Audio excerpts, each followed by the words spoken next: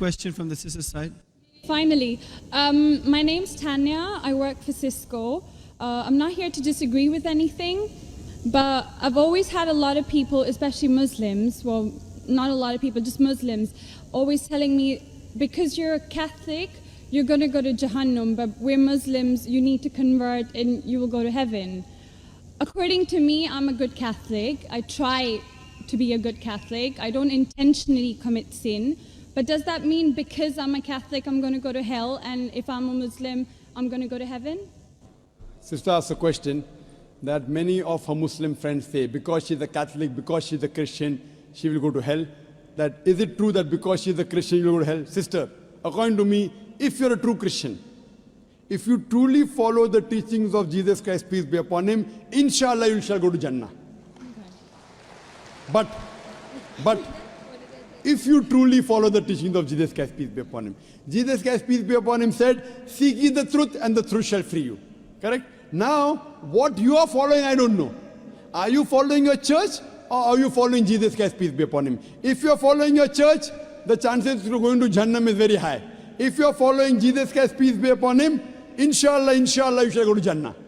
Now, if you read the Bible, there are sayings of Jesus Christ, peace be upon him. I don't know how much you are well versed with the Bible.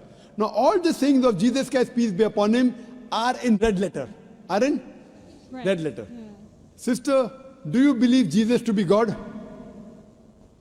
Well, I'm a bit confused about that, so I'm not going to get into that. No, I'm asking yes or no. Well, confused God. No, it's not confusion, but I don't want to answer something I don't know. And it's not funny. I'm not saying you know or not.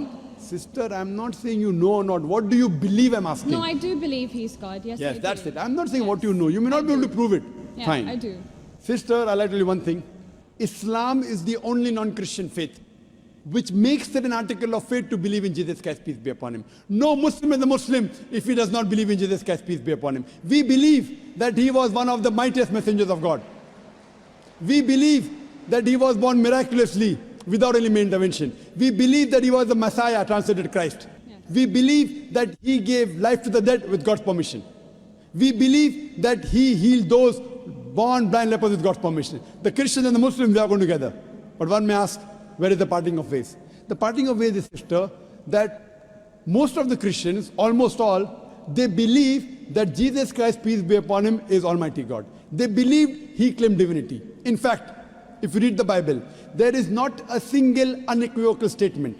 There is not a single unambiguous statement in the complete Bible where Jesus Christ, peace be upon him, himself says that I am God, or where he says worship me. Sister, if you can point out a single unequivocal statement, a single unambiguous statement, anywhere from the Bible in which Jesus Christ, peace be upon him, himself says that I am God, or where he says worship me, I am ready to accept Christianity today. In fact, if you read the Bible, I'm not talking about you accepting I'll come to it it. or not. I'm not. I got my answer already. I'm giving you, yes. I got my answer. You got half the answer, I'm giving the complete answer, okay. inshallah. You can go ahead. You got half the answer. Okay. I told you that if you're a true Christian, you shall go to Jannah. Yes. You don't know what a true Christian is.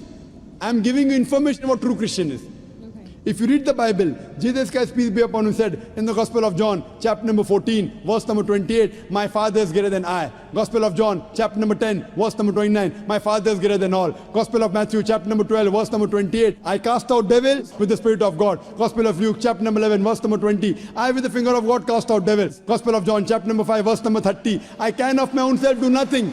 As I hear, I judge, and my judgment is just. For I seek not my will, but the will of my Father. Anyone who says, I seek not my will, but the will of Almighty God is a Muslim. So Jesus Christ, peace be upon him, submitted his will to God. He was a Muslim. He never said he was God. It's clearly mentioned in the Gospel of John, chapter 14, verse number 24. Jesus Christ, peace be upon him, says that the words that you hear are not mine, but my Father's who has sent me. And it's clearly mentioned in the book of Acts, chapter number 2, verse number 22.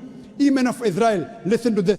Jesus of Nazareth, a man approved of God amongst you by wonders and miracles and signs, which God did by him, and you are witness to it. So Jesus Christ is a man approved of God amongst you by wonders and miracles and signs, which God did by him, and you are witness to it. So from the Bible you come to know that Jesus Christ was one of the most beloved messengers of Almighty God. We love him, we respect him. Do we follow his teachings? If you compare what Jesus Christ, peace be upon him, said in the Bible, I told that yesterday, that we Muslims, we follow more of the teachings of Jesus Christ, peace be upon him. Jesus Christ, according to the Gospel of Luke, he was circumcised on the 8th day. We Muslims are circumcised, most of the Christians aren't.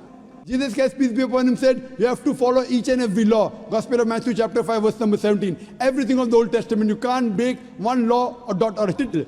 As I mentioned in my speech, it's mentioned in the book of Deuteronomy chapter 14, verse number 8, in the book of Isaiah chapter 65, verse 2 to 5, and the book of Leviticus chapter number 11, verse number 7 to 8, that you should not have pork. We Muslims don't have pork, but most of the Christians have pork. It's mentioned in the book of Ephesians chapter 5, verse number 18, book of Proverbs chapter 20, verse number 1, you should not have alcohol. Muslims don't have alcohol, but Christians have alcohol. So if Christian means a person who follows the teachings of Jesus Christ, peace be upon him, then we Muslims are more Christian than the Christians themselves. So if you become a true Christian and truly follow the teachings of Jesus Christ, peace be upon him, said in the Gospel of John, chapter number 16, verse number 7, it is expedient for you that I go away. For if I go not away, the Comforter shall not come. For if I go, shall I send him.